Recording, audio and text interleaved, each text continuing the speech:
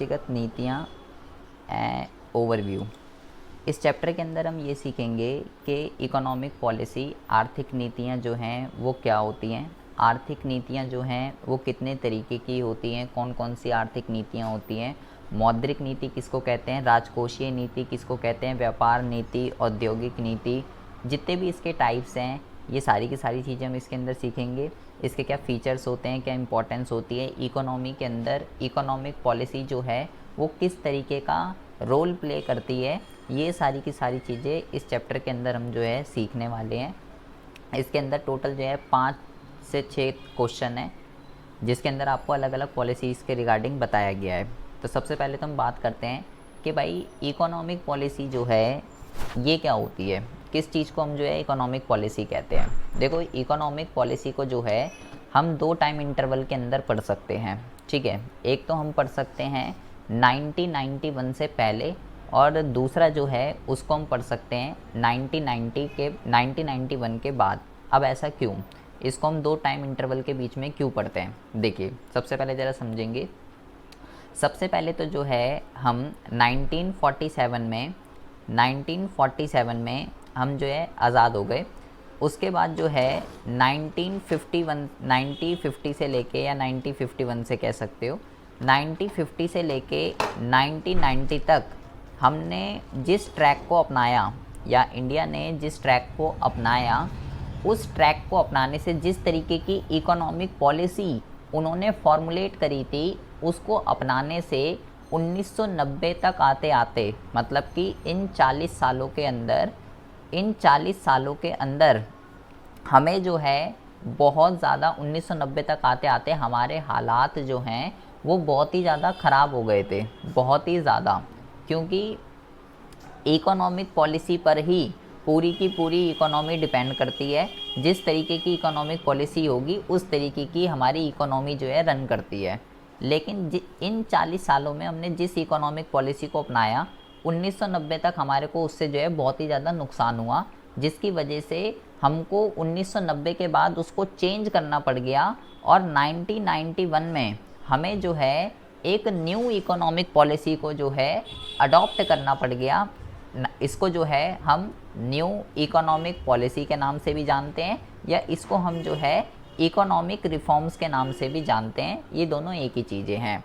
तो हम इसको 2 टाइम इंटरवल के अंदर पढ़ सकते हैं। बट क्वेश्चन ये है सबसे पहला, भाई ये होता क्या है, किस चीज़ को इकोनॉमिक पॉलिसी कहते हैं। सबसे पहले आप ज़रा ये समझेंगे। देखिए इकोनॉमिक पॉलिसी की अगर हम बात करते हैं तो कह रहे हैं भाई इकोनॉमिक पॉलिसीज़ जो है ना, कह रहा है इकोनॉमिक पॉलिसी का मतलब उन सरकारी नीतियों से होता है जिसके द्वारा किसी देश के आर्थिक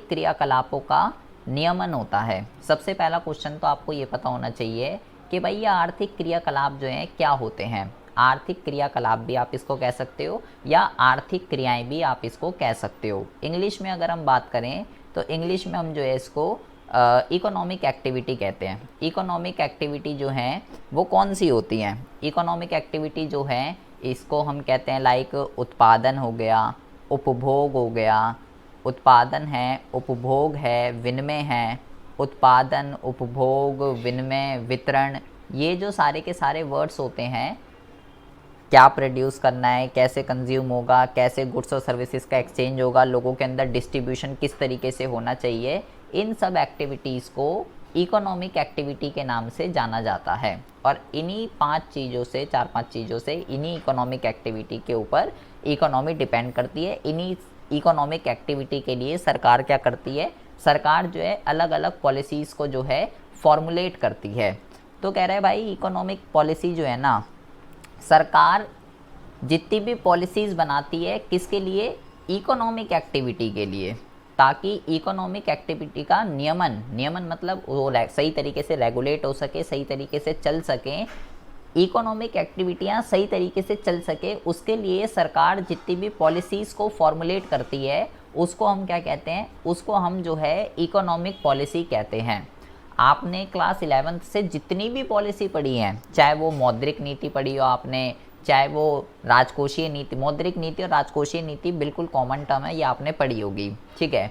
चाहे मौद्रिक नीति हो, चाहे राजकोषीय नीति हो, चाहे व्यापार की नीति हो, औद्योगिक नीति हो, कृषि नीति हो, दुनिया की कोई भी नीति कह सकते हो, वो सारी की सारी नीतियां जो है ना इसके अंदर आती है। मतलब कि ये एक बहुत ही ज़्यादा वाइडर कॉन्सेप्ट है, ठीक है। जितनी भी पॉलिसीज़ होती हैं वो सब इसके अंदर समावेश होती हैं। देखिए क्या कह रहा है, आर्थिक नीति के अंतर्गत करों का स्तर का निर्धारण करना, कि इकोनॉमी के अंदर टैक्स का डिटर्मिनेशन जो है वो कितना होना चाहिए, सरकार का बजट, इसको हम जो है राजकोषीय नीति कहते हैं, मुद्रा की पूर्ति, इसको हम जो है मौद्रिक नीति कहते हैं। क्या होती है राजकोषीय नीति, क्या होती है मौद्रिक नीति, ये अभी जो है आगे सारी चीज़ें आएंगी। और ब्याज के दर के साथ साथ लेबर मार्केट, श्रम मार्केट जो है किस तरीके से डिटरमाइन होगी, अर्थव्यवस्था के अंदर सरकार का हस्तक्षेप होना चाहिए, नहीं होना चाहिए, होना चाहिए तो किन किन क्षेत्रों में होना चाहिए, ये सारी की सारी चीज़ें, agriculture policy, industrial policy, monetary policy, fiscal policy, सारी की सारी पॉलिसी जो है इसके अंदर आती हैं। इसको जो है इकोनॉमिक पॉलिसी कहते हैं। कह रहा है इकोनॉमिक पॉलिसी का जो संबंध है ना वो आर्थिक मामलों से संबंधित कुछ निर्धारित परिणामों की प्राप्ति हेतु अपनाई गई कार्यविधि से होता है। आर्थिक नीतियाँ एक व्यापक नीति है और इसमें अनेक नीतियों का समावेश होता है। जैसे कि मैंने आपको अभी यहाँ पे बताया कि भाई हमने आज तक जितनी भी नीतियाँ पढ़ी है ना, चाहे वो किसी भी चीज़ से रिलेटेड हो, चाहे वो एग्रीकल्चर सेक्टर से रिलेटेड हो, चाहे वो सेकेंडरी सेक्टर से रिलेटेड हो, या वो किसी भी सेक्टर से रिलेटेड हो, वो सारी की सारी नीतियाँ जो हैं इकोनॉमिक पॉलिसी के अंदर आती हैं, आर्थिक नीतियों के अंदर आती हैं। ये एक बहुत ही ज़्यादा वाइडर कॉन्सेप्ट है।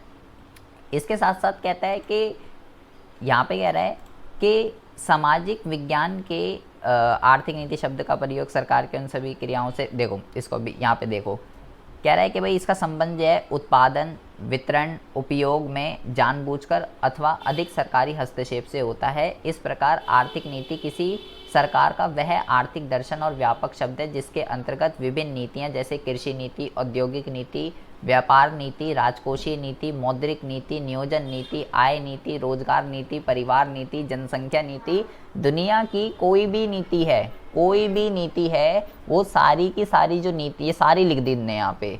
कह रहा है भाई ये सारी की सारी नीतियाँ जो है ना वो आर्थिक नीति के अंदर सम्मिलित होती हैं। इसके अंदर निर्धारित लक्ष्य और उद्देश्यों को पूरा करने के लिए यहाँ पे जो है कदम उठाए जाते हैं। अब इसका मतलब क्या हुआ, अब यहाँ तो जिसने पूरी अर्थव्यवस्था के अंदर जितनी भी नीतियाँ होती हैं सारी नीति का समावेश होता है। मतलब पूरी की पूरी जो अर्थव्यवस्था है वो हमारी किसके ऊपर डिपेंड है, वो हमारी जो है इकोनॉमिक पॉलिसी के ऊपर डिपेंड होती है। जैसी जैसी इकोनॉमिक पॉलिसी होगी वैसे ही हमारी इकोनॉमी जो है रन करती है। तो शॉर्ट में आप ये समझ सकते हो कि भाई जितनी भी इकोनॉमिक एक्टिविटी होती हैं, यहाँ पे इसने वर्ड बोला था इकोनॉमिक एक्टिविटी, क्या क्या आता है इसके अंदर, उत्पादन, उपभोग, वितरण, विनिमय, ये सारी की सारी चीज़ें, इनका रेगुलेशन सही तरीके से हो सके, ठीक है, उसके लिए सरकार जितनी भी पॉलिसीज़ को फॉर्मुलेट करती है, अब वो किसी भी सेक्टर से रिलेटेड हो सकती है, ये सारी नीतियाँ उसने यहाँ पे आपको बता दी, वो किसी भी सेक्टर से रिलेटेड हो सकती है, उस सब नीतियों को आर्थिक नीति के नाम से जो है जानते हैं। और ये एक बहुत ही ज़्यादा वाइडर कॉन्सेप्ट है। जितनी भी नीति हमने पढ़ी है वो सारी नीतियाँ इसके अंदर आती हैं। ये कह सकते हो ये पापा है और बाकी सब जो है उसके बच्चे हैं। अगर हम इसको समझने से पहले एक और इसी तरीके का एक और वर्ड है जो आपको समझना है, वो है, अभी हमने क्या पढ़ा है, अभी हमने पढ़ा है इकोनॉमिक पॉलिसी, ये हमने यहाँ पे पढ़ा है। अब दूसरा वर्ड आपको क्या समझना है, दूसरा वर्ड आपको समझना है इकोनॉमिक प्लानिंग। इकोनॉमिक प्लानिंग जो है ये क्या होती है, किस चीज़ को इकोनॉमिक प्लानिंग कहते हैं, हिंदी में अगर हम बात करें तो हिंदी में इसको कहते हैं आर्थिक नियोजन। आर्थिक नियोजन का जो है क्या मतलब होता है, पहले आप ज़रा ये समझिए। 1947 में जब हम आज़ाद हुए तो हमने क्लास 12 के अंदर भी एक चैप्टर पढ़ा था भारतीय अर्थव्यवस्था और विकास के अंदर 5 ईयर प्लान के नाम से हम उसको जानते हैं, पंचवर्षीय योजनाएं।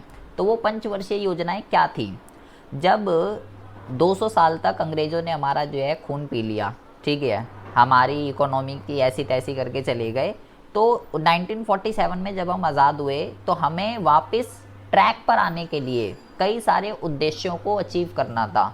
लेकिन वो सारे के सारे उद्देश्य एक साथ थोड़ी ना अचीव हो सकते थे। हमारी इकोनॉमी बहुत ही ज़्यादा गतिहीन, बहुत ही ज़्यादा पिछड़ी हुई अर्थव्यवस्था थी उस टाइम पे, हर सेक्टर की ऐसी की तैसी हुई थी।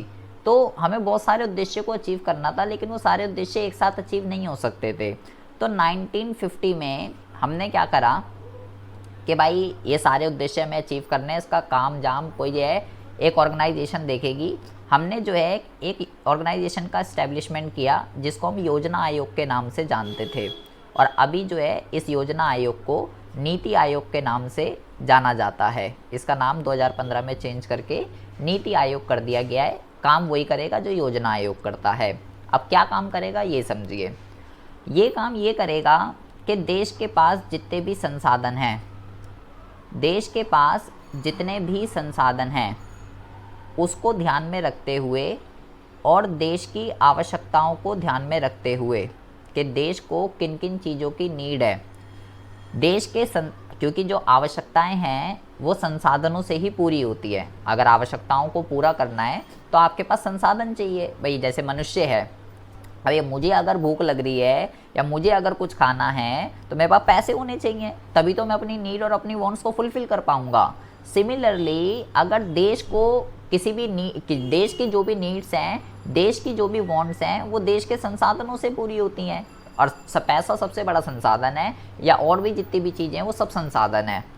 तो उस टाइम पे हमारे, जब हम आज़ाद हुए उस टाइम पे हमारे संसाधन इतने नहीं थे अच्छे, तो इन दोनों चीज़ों को ध्यान में रखते हुए कि देश को क्या चाहिए और देश के पास क्या क्या संसाधन हैं, उस चीज़ को ध्यान में रखते हुए हमने योजना आयोग का गठन किया, जो कि क्या करेगा, जो कि 5 ईयर प्लान के अकॉर्डिंगली काम करेगा। जैसे कि हमने सबसे पहले जो है 1951 से लेके 5-5 साल के प्लान बनाए कि भाई आने वाले 5 सालों में हम इस उद्देश्य को अचीव करेंगे, फिर आने वाले 5 सालों में इस उद्देश्य को अचीव करेंगे, और फिर आने वाले 5 सालों में इन उद्देश्य को अचीव करेंगे।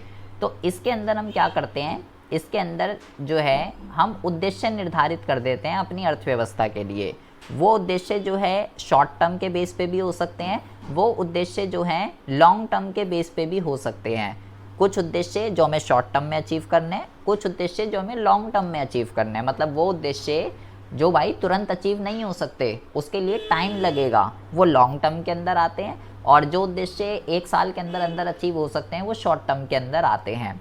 फिलहाल अगर अभी हम बात करते हैं लॉन्ग टर्म के ऑब्जेक्ट के अंदर, कि जब हम आज़ाद हुए हमने योजना आयोग का गठन किया, तो प्लानिंग कमीशन ने अपने लॉन्ग टर्म ऑब्जेक्ट क्या क्या रखे। उन्होंने अपना लॉन्ग टर्म ऑब्जेक्ट जो है सबसे पहले रखा कि भाई जीडीपी के अंदर वृद्धि करनी है। जीडीपी क्या होती है आपको पता होगा कि जो प्राथमिक, द्वितीयक और तृतीयक, ये तीनों क्षेत्र जो हैं, ये तीनों क्षेत्र मिलकर कितनी वस्तुओं और सेवाओं का निर्माण करते हैं, उसको जो है जीडीपी कहते हैं।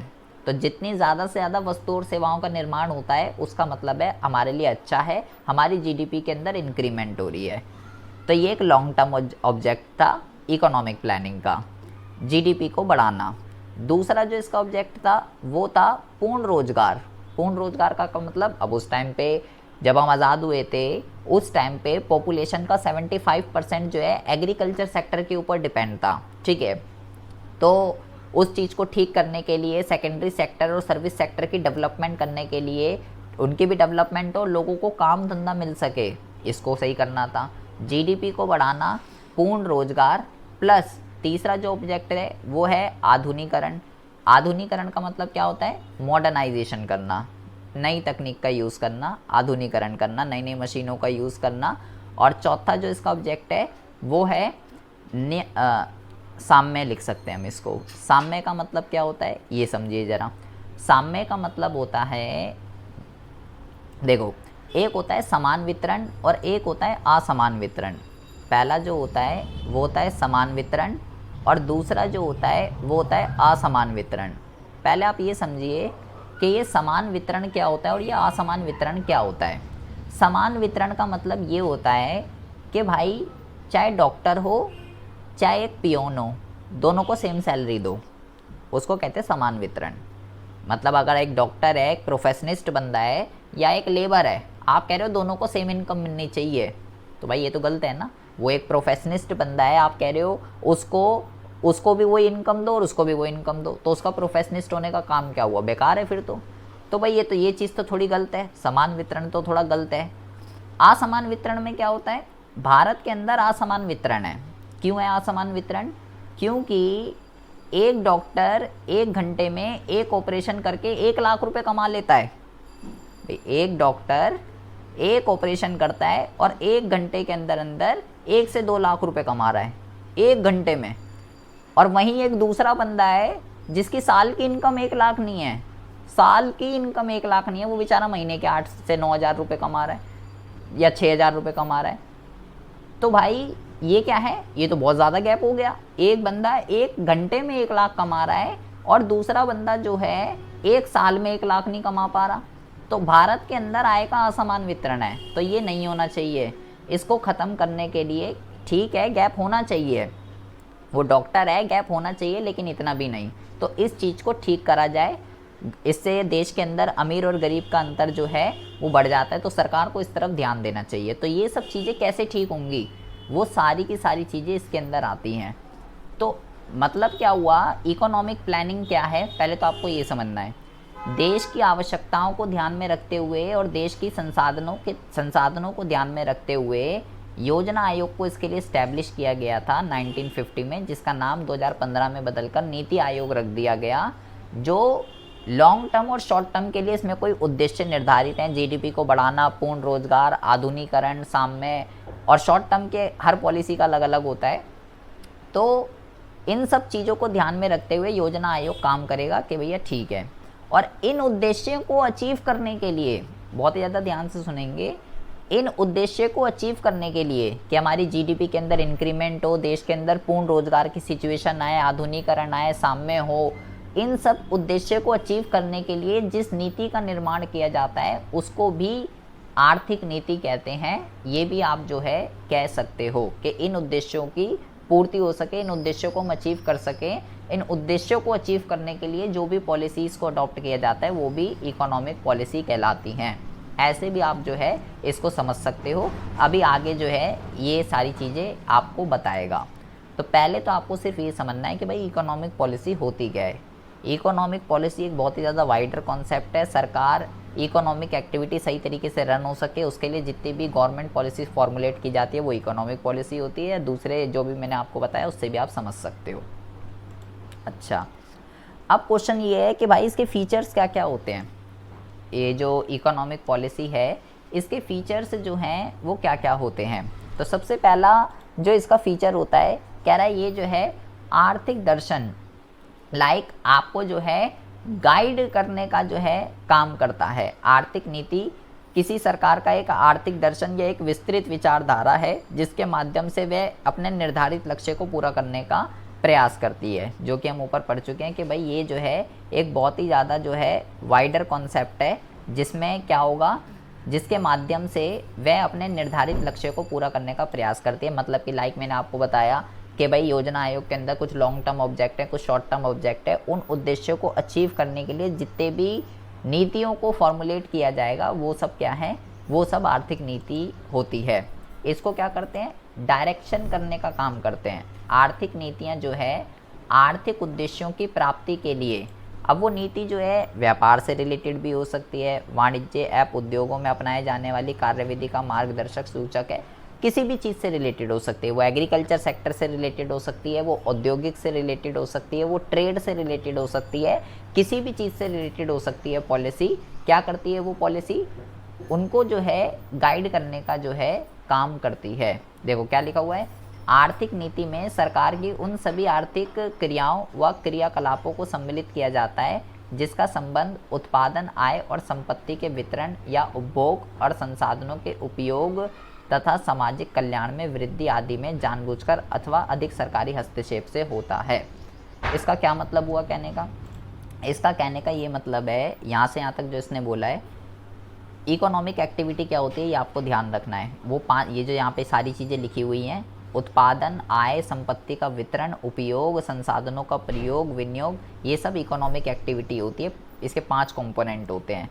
तो आर्थिक क्रियाएं एक तो सही तरीके से हो सके, ये ऊपर भी लिखा हुआ था उसने, आर्थिक क्रियाएं एक तो सही तरीके से हो सके, सामाजिक कल्याण के अंदर जो है, सामाजिक कल्याण के अंदर जो है ज़्यादा से ज़्यादा इंक्रीमेंट हो सके, और जितने भी संसाधन हैं देश के पास, जितने भी रिसोर्सेज हैं उसका यूटिलाइजेशन जो है सही तरीके से हो सके, संसाधनों का जो है अनुकूलतम उपयोग भी कह सकते हो, संसाधनों का अनुकूलतम उपयोग जो है हो सके, ये सारी की सारी चीज़ें हो सके, इन चीज़ों को सही तरीके से चलाने के लिए इन तीनों ही जगहों पे सरकार की इंटरफेरेंस, सरकार का हस्तक्षेप ज़्यादा से ज़्यादा हो, ताकि लोगों का कल्याण ज़्यादा से ज़्यादा हो सके, संसाधनों का अनुकूलतम उपयोग हो सके, सारी की सारी इकोनॉमिक एक्टिविटी सही तरीके से चल सकें। उसके लिए क्या करती हैं, इकोनॉमिक पॉलिसी सरकार को गाइड करने का काम करती हैं।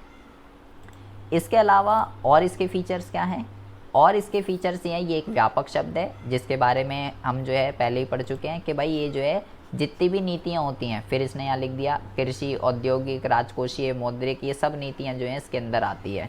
विभिन्न नीतियों में समन्वय, ये भी हमने बता दिया कि भाई जितनी भी नीतियाँ होती हैं, देश की विभिन्न आर्थिक नीतियों में समन्वय स्थापित कर निर्धारित लक्ष्य और उद्देश्य को पूरा करने का कदम उठाया जाता है। यही नहीं, आर्थिक नीति में विभिन्न विरोधी लक्ष्यों के मध्य भी समन्वय स्थापित किया जाता है। पहले तो आपको ये पता होना चाहिए कि समन्वय का मतलब क्या होता है, तब तो आगे हम बात करेंगे। समन्वय का मतलब होता है कोऑर्डिनेशन। कोऑर्डिनेशन का मतलब क्या होता है, कोऑर्डिनेशन का मतलब होता है मिलजुल कर काम करना। मतलब कि ये कह सकते हो कोऑर्डिनेशन जो है ना 2 + 2 = 5 पॉसिबल बनाता है। कहने का मतलब ये हुआ कि अगर हम इंडिविजुअली काम करते हैं तो काम इतना इफ़ेक्टिव तरीके से नहीं होता है, लेकिन अगर हम एज अ टीम वर्क काम करते हैं, मिलजुल कर काम करते हैं, तो हमारी एफिशिएंसी जो है वो बढ़ जाती है, जिससे काम पहले से अच्छे तरीके से हो पाता है। कोऑर्डिनेट बन के रहना, मिलजुल के काम करना समन्वय कहलाता है। तो कह रहा है ये ऊपर जितनी भी पॉलिसीज़ के रिगार्डिंग इसने यहाँ पे आपको बताया है, ये सभी पॉलिसी आपस में एक दूसरे से लिंक्ड होती हैं। तो इन सभी नीतियों के अंदर क्या करना, कोऑर्डिनेट इस्टेब्लिश करना, ताकि हम अपने टारगेट, जो भी हमारे ऑब्जेक्ट हैं, उसको अचीव कर सकें। और जो भी पॉलिसीज़ इंटरलिंक्ड भी होती हैं और अपोजिट भी होती हैं, कह रहा है चाहे वो इंटरलिंक्ड हो चाहे वो अपोजिट हो एक दूसरे के, तब भी उनके अंदर कोऑर्डिनेट इस्टेब्लिश करने का जो है प्रयास किया जाता है कि कैसे भी इन नीतियों के अंदर जो है समन्वय स्थापित हो सके। इसके साथ साथ ये जो है आर्थिक उद्देश्य को प्राप्त करने के एक साधन के रूप में है। जैसे कि आर्थिक नीति को राज्य द्वारा अपने आर्थिक उद्देश्य को प्राप्त करने के एक साधन के रूप में जो है यूज़ किया जाता है। जैसे कि मैंने आपको बताया कि भाई जितनी भी हमारे उद्देश्य हैं, उन उद्देश्यों को अचीव करने के लिए जो पॉलिसीज़ हैं जो बनाई जाती हैं, वही तो आर्थिक नीति है। तो ये क्या है, as a resource, as a tool हमारे लिए क्या कर रही हैं, काम कर रही हैं। तो इसके लिए आप जो है 6 से 7 फीचर्स जो है आप याद कर सकते हो। इसमें बहुत सारे लिखे हुए हैं, इससे इतने आप एक और ये देख लो, एक और ये देख लो, छोटे छोटे याद कर सकते हो जो आपको इजी लगे। इससे ये वाला याद कर सकते हो, एक सुविचारित नीति है। आर्थिक नीति किसी देश की सरकार द्वारा अपनाई गई एक सुविचारित नीति है जो अर्थव्यवस्था का क्या करती है, प्रबंध करती है, नियमन करती है, नियंत्रण करती है। क्योंकि मैंने आपको बोला कि भाई जो आर्थिक नीति है उसी के ऊपर हमारी इकोनॉमी डिपेंड करती है कि हमारी इकोनॉमी किस तरीके से रन होगी। तो अर्थव्यवस्था का मैनेजमेंट करना, अर्थव्यवस्था का नियमन करना और अर्थव्यवस्था को कंट्रोल करना, ये सारी की सारी चीज़ें किसके ऊपर डिपेंड करती हैं, आर्थिक नीति के ऊपर डिपेंड करती है कि आर्थिक नीति किस तरीके की है। तो जब ये सब चीज़ें होंगी तो ये हमारी अर्थव्यवस्था जो है एक सही तरीके से चलती है। इसके अलावा प्रशासन तंत्र का जो है मार्गदर्शन करती हैं। आर्थिक नियोजन में सरकार उद्देश्य, देखो अब ये आ गया ना यहाँ पे, आर्थिक नियोजन क्या होता है ये मैंने अभी आपको बता दिया, ठीक है। इकोनॉमिक प्लानिंग की बात कर रहा है ये। आर्थिक नियोजन में सरकार उद्देश्य निर्धारित करती है, कौन कौन से, लाइक पूर्ण रोजगार, आधुनिकीकरण, जीडीपी को बढ़ाना और आपका जो है साम्य, ये सारी चीज़ें जिन्हें प्राप्त करने के लिए आर्थिक नीतियाँ बनाई जाती हैं, इकोनॉमिक पॉलिसी बनाई जाती हैं। जैसे कि मैंने आपको बताया 5 ईयर प्लान वगैरह। आर्थिक नीतियाँ प्रशासन तंत्र का मार्गदर्शन करती है, परिणाम स्वरूप आर्थिक उद्देश्य को प्राप्त किया जा सके। वही बता रहे हैं यहाँ पे कि भाई जितनी भी पॉलिसीज़ होती हैं वो क्या करती हैं, प्रशासन तंत्र का मार्गदर्शन करती हैं, और उन उद्देश्य को अचीव करने के लिए हम जो भी पॉलिसीज़ बनाते हैं वो आर्थिक नीतियाँ होती हैं। तो यहाँ से आप 7 से 8 फीचर्स जो है इसके याद कर सकते हो। एक दो ये छोटे छोटे ये भी पढ़ सकते हो कि विशिष्ट उद्देश्य एवं निश्चित कार्यक्रम में संबंध। आर्थिक नीति में सरकार विशिष्ट उद्देश्य को प्राप्त करने के लिए कुछ निश्चित कार्यक्रम अपना सकती है। मतलब कि किसी पर्टिकुलर ऑब्जेक्ट को अचीव करने के लिए कि हमें जो है इस ऑब्जेक्ट को अचीव करना है, किसी पर्टिकुलर ऑब्जेक्ट को अचीव करने के लिए कोई पर्टिकुलर प्रोग्राम, कोई पर्टिकुलर कार्यक्रम जो है उसको भी अडॉप्ट किया जा सकता है। ये भी इसका एक जो है फीचर होता है। तो इस क्वेश्चन के अंदर आपको ये पूछा गया है कि भाई आर्थिक नीतियाँ जो हैं क्या होती हैं, उसके जो हैं फीचर्स क्या होते हैं और उसका जो है महत्व क्या होता है। तो हम बात करते हैं महत्व की कि अगर इसको नहीं बनाया जाए, महत्व का मतलब होता है हमें उसकी इम्पोर्टेंस बतानी है कि अगर ये चीज़ नहीं हुई तो क्या होगा, उसका मतलब होता है महत्व, उसका मतलब होता है इम्पोर्टेंस। तो मैंने आपको क्या बोला, बस आपको ये चीज़ ध्यान रखनी है कि जितनी भी पॉलिसीज़ हैं, चाहे वो किसी भी सेक्टर से रिलेटेड हो या वो कुछ भी हो, वो आर्थिक नीति होती है, वो आर्थिक नीति के अंदर सम्मिलित होती है। तो भाई सिंपल सी बात है, मैंने बोला आर्थिक नीति के ऊपर ही हमारी अर्थव्यवस्था डिपेंड करती है। तो ये क्या क्या काम करेगी, तो कह रहा है भाई ये सबसे पहला जो है कीमतों को नियंत्रित करके रखती है, मुद्रास्फीति की सिचुएशन जो है वो नहीं होने देती। इन्फ्लेशन का मतलब क्या होता है, जब वस्तु और सेवा की कीमतों में निरंतर वृद्धि होती है तो उसको मुद्रास्फीति कहते हैं। लेकिन ये कह रहा है जब हम इकोनॉमिक पॉलिसी बनाते हैं तो सरकार का ये टारगेट रहता है, ये उद्देश्य रहता है कि अर्थव्यवस्था के अंदर कीमतों के अंदर बहुत ज़्यादा इंक्रीमेंट देखने के लिए ना मिले, क्योंकि अगर इंक्रीमेंट होगी, मुद्रास्फीति होगी, तो जो गरीब व्यक्ति होता है वो वस्तुओं और सेवाओं को बाय नहीं कर पाएगा। तो आर्थिक नीति के द्वारा देश में बड़ी कीमतों पर नियंत्रित किया जा सकता है। इसका कारण ये है कि इसके अंतर्गत केंद्रीय और राज्य सरकार द्वारा ये ध्यान में रखा जाता है कि अपने संसाधनों और कार्यक्रमों का कुशल संचालन एवं प्रबंध किया जाए। जितने भी हमारे पास रिसोर्सेज हैं और जो भी चीज़ें हमारे पास हैं उसका इफ़ेक्टिव तरीके से यूटिलाइजेशन हो सके कि भाई कैसे भी करके प्राइस के अंदर इंक्रीमेंट ना हो, क्योंकि अगर इन्फ्लेशन हुई तो जो गरीब व्यक्ति है वो उसको अफोर्ड नहीं कर पाएगा गुड्स एंड सर्विसेज को। परिणाम स्वरूप इससे ना केवल लोगों को राहत मिलेगी बल्कि हमारी नीति की उपयोगिता को समझने में भी सहायता मिल सकेगी। तो कह रहा है जब प्राइस के अंदर इंक्रीमेंट नहीं होगी तो भाई चाहे अमीर हो चाहे गरीब हो सभी व्यक्तियों को राहत मिलती है। और हम भी ये कहते हैं हाँ भाई सरकार बढ़िया काम कर रही है। अगर प्याज जो है 120 रुपये किलो मिलने लग जाए, अभी 100 रुपये किलो मिलने लग जाए, लोग मोदी को गालियाँ देने लग जाते हैं कि गलत सरकार हमने चुन ली, क्या है ये, पेट्रोल देखो 110 रुपये लीटर मिलने लग गया, ये हो गया वो हो गया। तो ये क्या महंगाई हो रही है, अभी महंगाई हो रही है, तो हम अभी जो है मोदी को गाली सुनाने लग जाते हैं। तो अभी हम सोचते हैं बेकार है, अब नहीं, अगली बार नहीं आएगा ये। तो इसके अतिरिक्त सार्वजनिक वितरण प्रणाली को और अधिक सुदृढ़ बनाकर उसका विस्तार करके कुशल प्रबंधन के द्वारा कीमतों पर नियंत्रण किया जाता है। जरा यहाँ पे बहुत ही ज़्यादा ध्यान से सुनेंगे, यहाँ पे एक वर्ड को यूज़ किया गया है सार्वजनिक वितरण प्रणाली। ये क्या होता है, सार्वजनिक वितरण प्रणाली कह रहा है इसके द्वारा जो है कीमतों को कंट्रोल करके रखा जाता है। इसको कहते हैं public distribution system, public distribution system, PDS।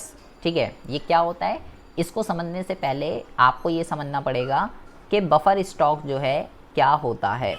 Buffer stock, PDS को समझने से पहले आपको बफर स्टॉक समझना पड़ेगा, और बफर स्टॉक को समझने से पहले आपको जो है MSP समझना पड़ेगा कि MSP क्या होता है, मिनिमम सपोर्ट प्राइस, न्यूनतम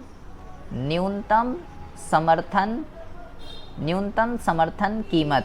ये क्या होती है, देखिए जो किसान होता है, ये तीनों चीज़ें बेटा एक दूसरे से इंटरलिंक्ड है, तो इसको ज़रा ध्यान से समझेंगे। जो किसान है प्राथमिक क्षेत्र के अंदर आता है, उसी के ऊपर हमारा जो है सारा का सारा डिपेंड है। अभी आपको याद भी होगा, अगर आप टीवी वगैरह देखते हैं, अगर आप एक्टिव रहते हैं, किसान अभी आंदोलन पे था बेचारा 1-1.5 साल से, तब अभी जाके जो है सब कुछ ठीक हुआ।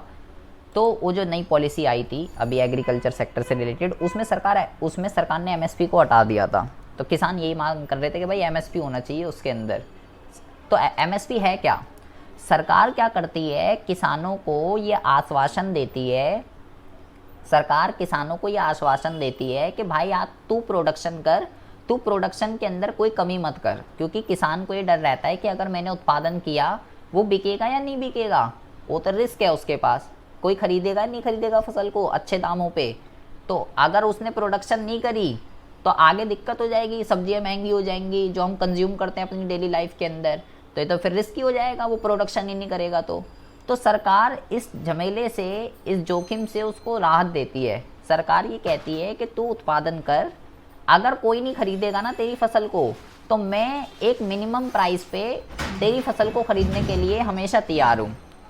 तू चाहे, मैं तेरे को मिनिमम अमाउंट ये दे रही हूँ कि इस मिनिमम अमाउंट पे मैं तेरी फसल को खरीद लूँगी, इससे ऊपर तू जिस मर्जी को बेच, व्यापारी को बेच, जिस मर्जी को, लेकिन अगर कोई भी नहीं खरीद रहा तो मैं इस प्राइस पे तो हमेशा खरीदने के लिए तैयार हूँ। तो सरकार, किसान को राहत मिल जाती है कि भाई अगर किसी ने नहीं खरीदी तो सरकार तो खरीदेगी ही खरीदेगी, तो वो प्रोडक्शन में कमी नहीं करता, वो होता है एमएसपी। अब सरकार क्या करती है, किसान से इस एमएसपी पर जितनी भी फसल को खरीदती है उसको बफर स्टॉक में रख देती है। बफर स्टॉक ये कह सकते हो एक तरीके का गोदाउन है, एक तरीके का भंडारण है, जहाँ पे सरकार ने किसान से एमएसपी के प्राइस पे जो भी फसल को खरीदा है उसको बफर स्टॉक में रख देती है।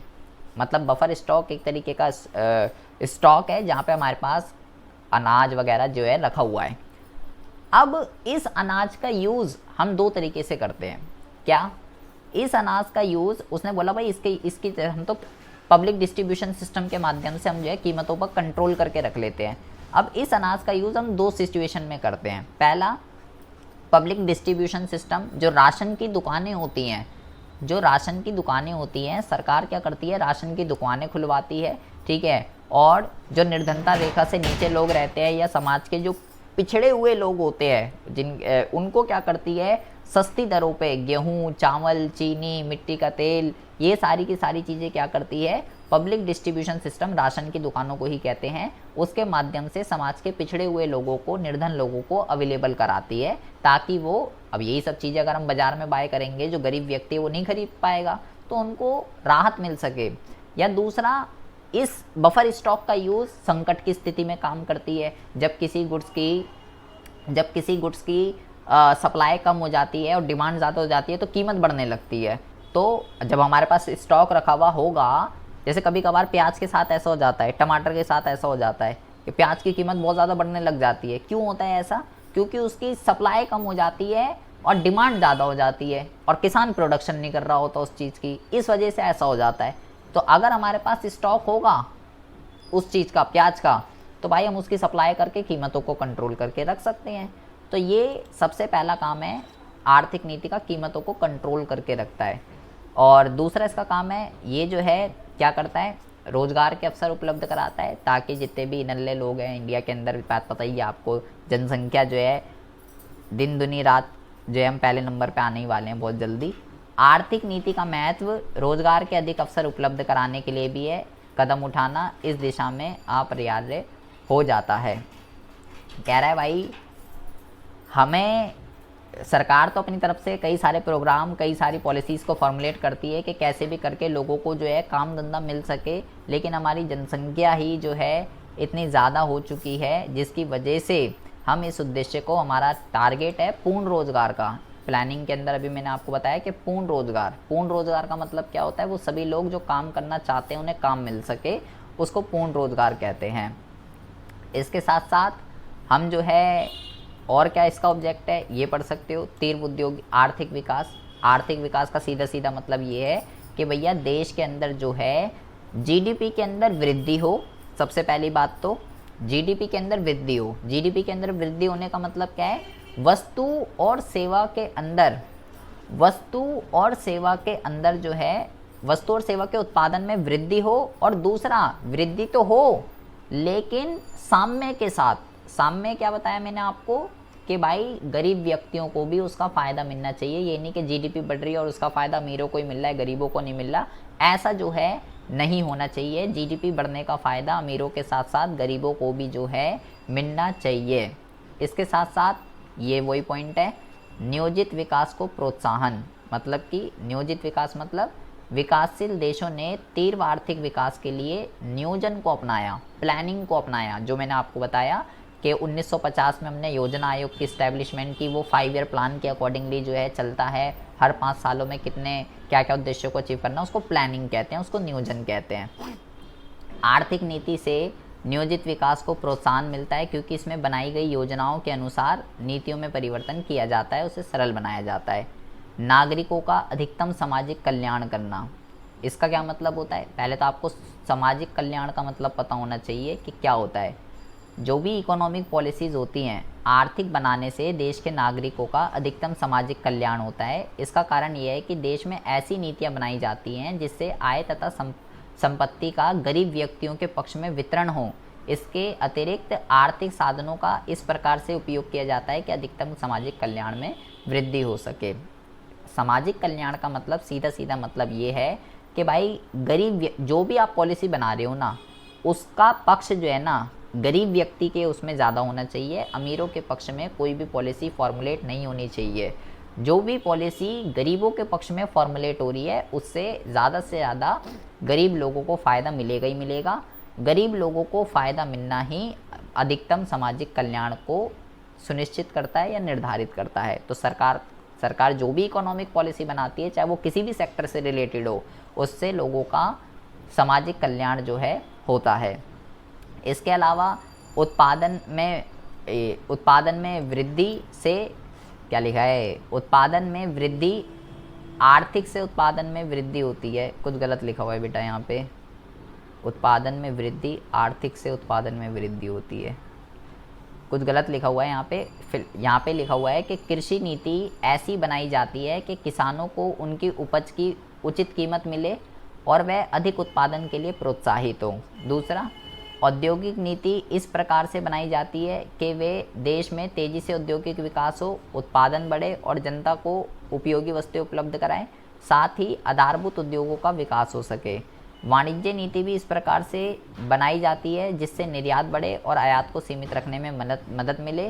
राजकोषीय नीतियाँ ऐसी होती है जिससे उत्पादन विपरीत रूप से प्रभावित नहीं होता। इसका कहने का मतलब ये है, ये इस पॉइंट में ये बताना चाह रहा है कि जितनी भी आर्थिक नीतियाँ हैं ना, वो इस तरीके से फॉर्मुलेट की जाती हैं कि अर्थव्यवस्था के अंदर उत्पादन में वृद्धि हो सके, उत्पादन पे उसका पॉजिटिव इम्पैक्ट आए, नेगेटिव इम्पैक्ट जो है उसका ना आए। चाहे वो प्राइमरी सेक्टर से रिलेटेड हो, सेकेंडरी सेक्टर से रिलेटेड हो, सर्विस सेक्टर से रिलेटेड हो, मॉनेटरी हो, फिजिकल हो या ट्रेड हो, कोई भी पॉलिसी हो, उसको इस तरीके से फॉर्मुलेट किया जाता है कि भाई प्रोडक्शन के अंदर इंक्रीमेंट हो सके। यहाँ पे कुछ गलत लिखा हुआ है, यहाँ पे आप ये लिखना उत्पादन में वृद्धि लिख सकते हो आप, सिर्फ ये वाला पॉइंट यहाँ थोड़ा कुछ गलत लिखा हुआ है।